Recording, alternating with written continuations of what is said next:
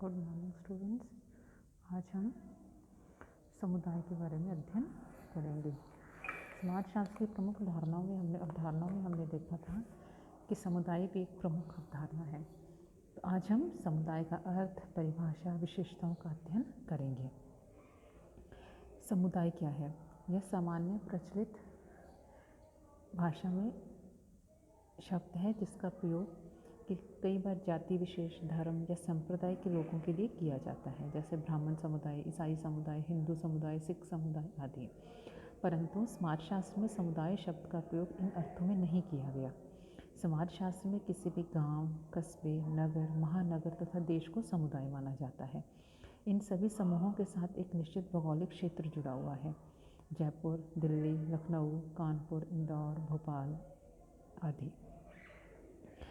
आदि देखते हैं। इन समुदायों को जो हमने उदाहरण देखा, उनमें हमने देखा कि इनका अपना एक निश्चित भौगोलिक प्रदेश है, एक निश्चित क्षेत्र है जहाँ व्यक्तियों का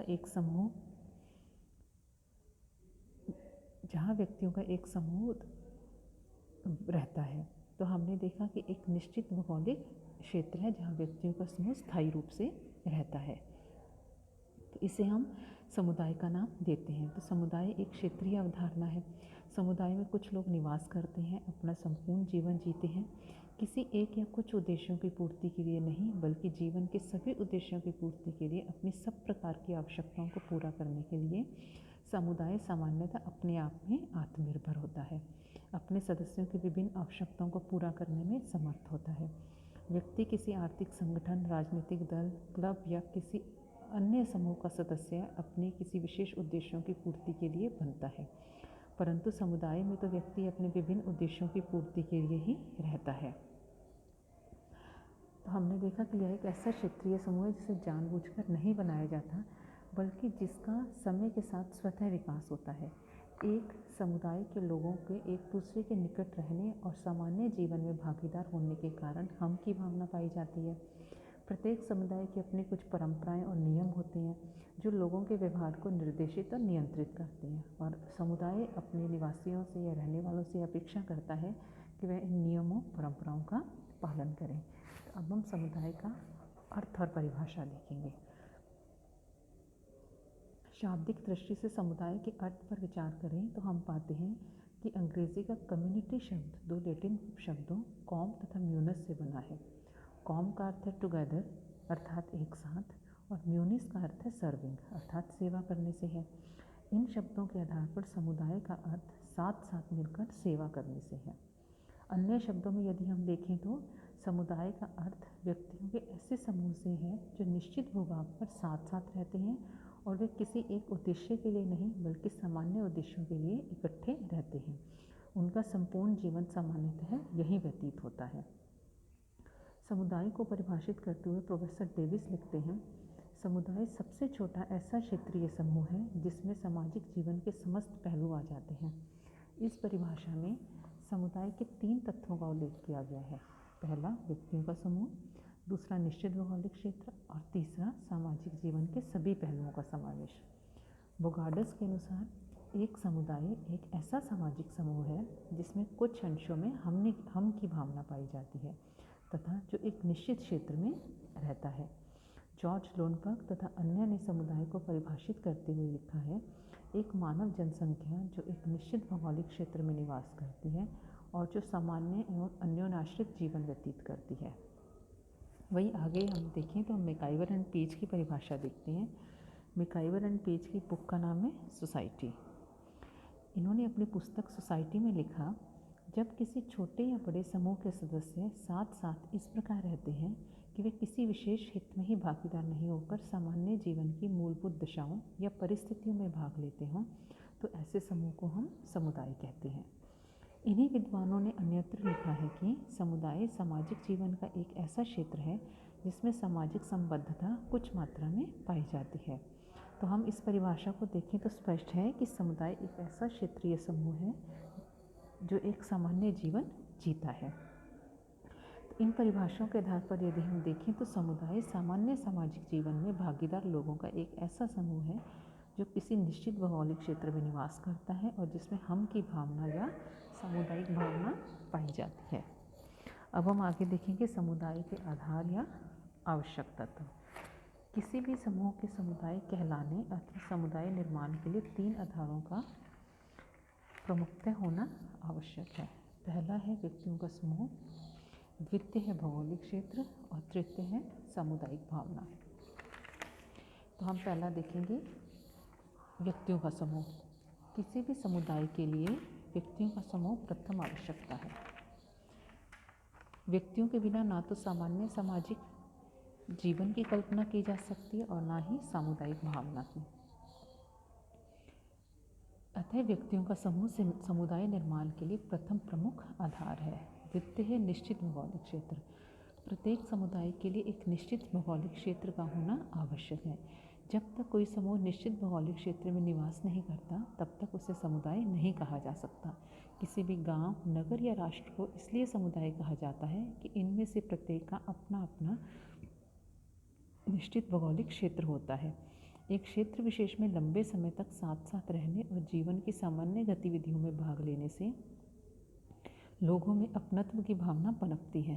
वे इस समूह विशेष को अपना समूह समझते हैं। निश्चित भौगोलिक क्षेत्र में एक दूसरे के निकट रहने के कारण ही लोगों में अंतःक्रिया की मात्रा बढ़ती है, जो सामाजिक संबंधों के निर्माण की दृष्टि से आवश्यक है। तृतीय प्रमुख तत्व है इसका सामुदायिक भावना। इसे हम की भावना के नाम से भी जानते हैं। समुदाय के लिए मात्र निश्चित भूभाग ही काफ़ी नहीं है, बल्कि हम की भावना का होना भी आवश्यक है। जैसे दिल्ली को इसलिए समुदाय नहीं कहा जा सकता क्योंकि इसका निश्चित भूभाग है, परंतु सदस्यों में हम की भावना भी होनी चाहिए, लेकिन वहाँ ऐसा नहीं है। इसका मुख्य कारण है यहाँ के लोग अलग अलग क्षेत्र, धर्म, पृष्ठभूमि आदि से आकर बसे हैं। वहीं इसके विपरीत गांव एक समुदाय है क्योंकि वहाँ निश्चित भूभाग के साथ हम की भावना भी पाई जाती है। उदाहरण के लिए अगर गांव में किसी की बेटी की शादी हो तो पूरे गाँव वासी उस विवाह में बढ़ चढ़ कर भाग लेंगे। उन्हें लगेगा कि उसकी बेटी की शादी नहीं है जबकि हमारी बेटी की शादी है। वे यह सोचते हैं कि वे किसी व्यक्ति विशेष की बेटी नहीं है वरन पूरे गाँव की बेटी है। यही हम की भावना है। सामुदायिक भावना के हम 3 प्रकार की हो सकती है: दायित्व की भावना, निर्भरता की भावना और हम की भावना। तो हमने देखा कि समूह निर्माण के लिए 3 तत्वों का होना आवश्यक है।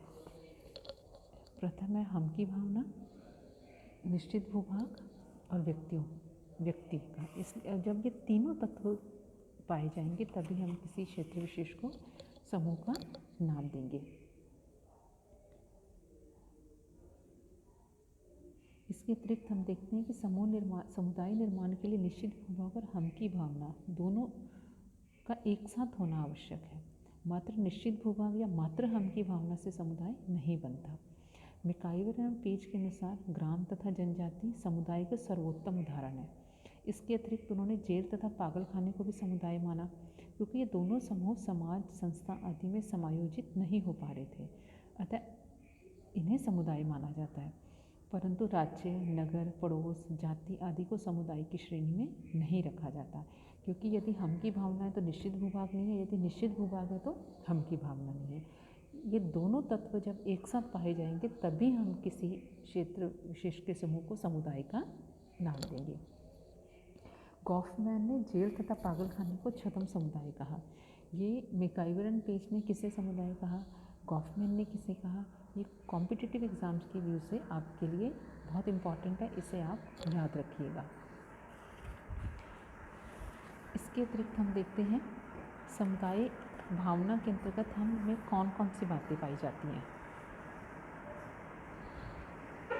हम की भावना की अभिव्यक्ति होनी चाहिए, योगदान या दायित्व निर्वाह की भावना होनी चाहिए और निर्भरता की भावना होनी चाहिए। हमने पहले भी देखना कि हम की भावनाएं सामुदायिक भावना को हम 3 देखते हैं।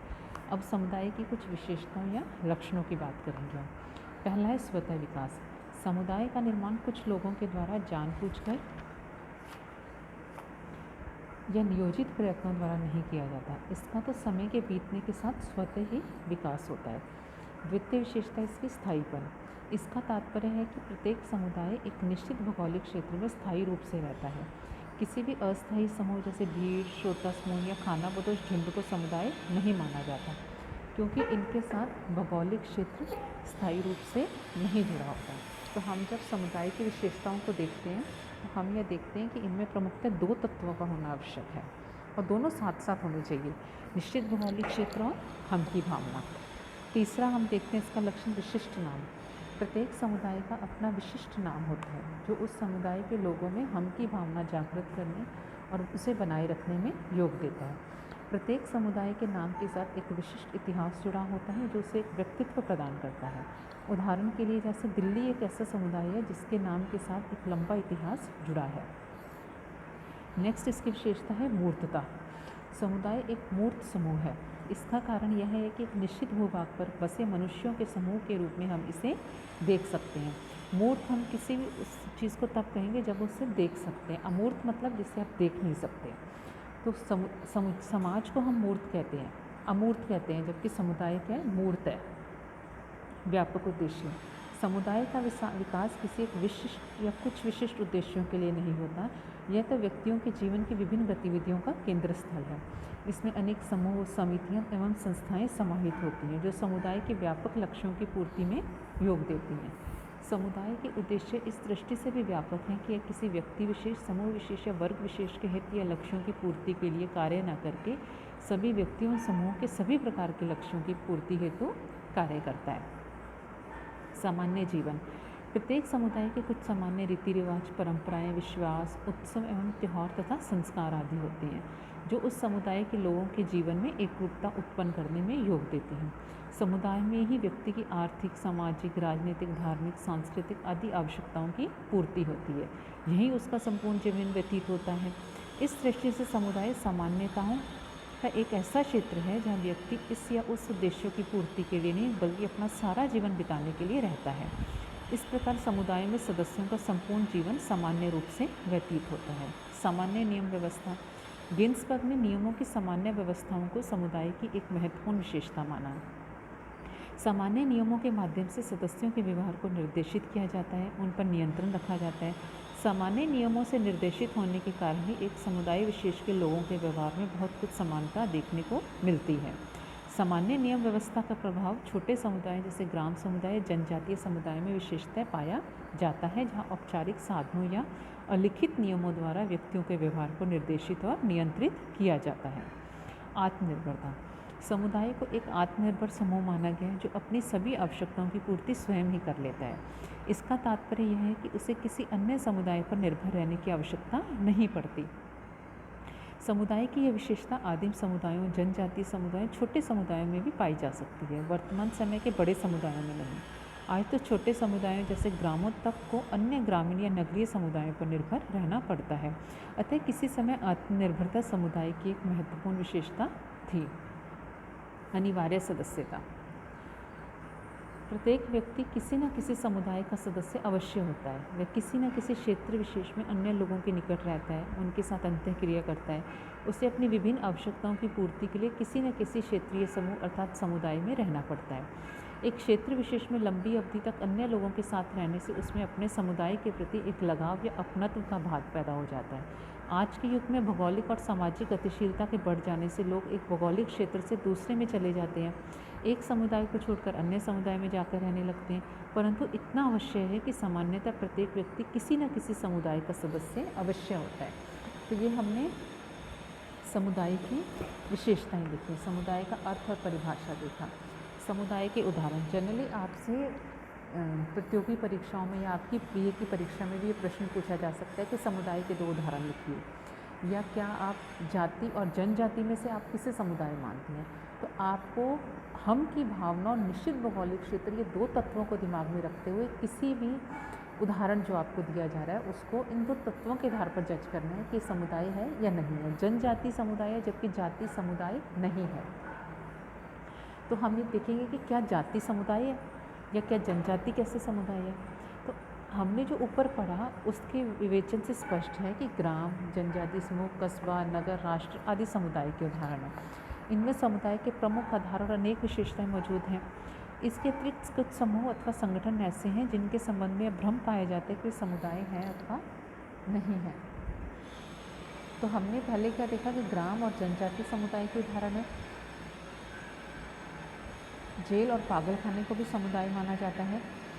जनजाति तो हमने बोल ही दिया, समुदाय है, ग्राम समुदाय है। जाति क्या समुदाय है, इसे हम देखेंगे। जाति में समुदाय की कुछ विशेषताएं पाई जाती हैं। उदाहरण के रूप में जैसे जाति व्यक्तियों का एक समूह है, साथ ही इसके सदस्यों में हम की भावना पाई जाती है। प्रत्येक जाति का अपना विशिष्ट नाम होता है। जाति किसी विशिष्ट उद्देश्य को लेकर नहीं बल्कि अपने सदस्यों के सामान्य हितों को लेकर कार्य करती है। इसके अलावा प्रत्येक जाति के अपने कुछ सामान्य नियम होते हैं जिनके माध्यम से सदस्यों के व्यवहार को नियंत्रित किया जाता है। इन विशेषताओं के आधार पर कुछ लोग जाति को समुदाय मानते हैं, परंतु समुदाय के एक प्रमुख आधार निश्चित भौगोलिक क्षेत्र का जाति में अभाव पाया जाता है। तो इस आधार पर हम जाति को समुदाय नहीं मानते, जबकि जनजाति में निश्चित भौगोलिक क्षेत्र का तत्व भी पाया जाता है, इसलिए आप जनजाति को समुदाय मानते हो जबकि जाति को समुदाय नहीं मानते। तो क्या जेल और बंदी गृह को हम समुदाय क्यों मानते हैं? जेल व्यक्तियों का समूह और साथ ही साथ एक निश्चित भौगोलिक क्षेत्र होता है। जेल में निवास करने वाले लोगों में कुछ मात्रा में सामुदायिक भावना पाई जाती है। इन आधारों पर मैकाइवर एंड पेज ने जेल को समुदाय माना। तो आपको ये भी ध्यान रखना है कि आपसे ये भी पूछा जा सकता है कि किस समाजशास्त्रीय विचारक ने जेल और जेल को समुदाय माना है। तो आपका उत्तर होगा मैकाइवर एंड पेज। इन्होंने जेल को इस कारण भी समुदाय माना कि इसका अपने कार्य क्षेत्र है, जबकि अन्य समुदायों की तुलना में यह सीमित है। तो हमने देखा कि आपका समुदाय में किस किस को आप लोगे। इसके अलावा अब हमने पिछले वीडियो में हमने समाज के बारे में पढ़ा था, तो अब हम समाज और समुदाय का अंतर देखेंगे। तो समाज संबंधों का जाल है, जबकि समुदाय व्यक्तियों का एक समूह है। समाज अमूर्त है, समुदाय मूर्त है। समाज के लिए एक निश्चित भूभाग का होना आवश्यक नहीं है, जबकि समुदाय के लिए निश्चित भूभाग का होना आवश्यक है। समाज में सहयोग और संघर्ष दोनों पाए जाते हैं, जबकि समुदाय में सहयोग की प्रधानता अधिक होती है। समाज के अंदर समुदाय है, ना कि समुदाय के अंदर समाज है। एक समाज में बहुत सारे समुदाय पाए जाते हैं, जबकि समुदाय के अंदर समाज नहीं आता। समाज के भीतर एक से अधिक समुदाय हो सकते हैं, परंतु किसी समुदाय में एक से अधिक समाज नहीं हो सकते। समाज में समानता तथा असमानता दोनों पाई जाती है, जबकि समुदाय में समानता की भिन्नता, असमानता की जो प्रधानता है वो अधिक रहती है। अब समाज और समुदाय में समानता क्या है? दोनों की सदस्यता अनिवार्य है, दोनों मानव के लिए अपरिहार्य हैं, दोनों से मनुष्य के समूह का बोध होता है। तो आपसे परीक्षा में यह भी पूछा जा सकता है कि समाज और समुदाय में क्या अंतर है, समाज और समुदाय में क्या समानता या भिन्नता है। या आपसे इस प्रकार का प्रश्न पूछा जा सकता है कि समुदाय का अर्थ है परिभाषा विशेषताएं स्पष्ट करते हुए समाज और समुदाय में अंतर लिखिए। या आपके जो एक लाइन के या एक शब्द के जो क्वेश्चंस आते हैं उसमें ये भी पूछा जा सकता है कि समाज और समुदाय में कोई एक अंतर बताइए। तो आप इस दृष्टि से भी अपना अध्ययन करेंगे।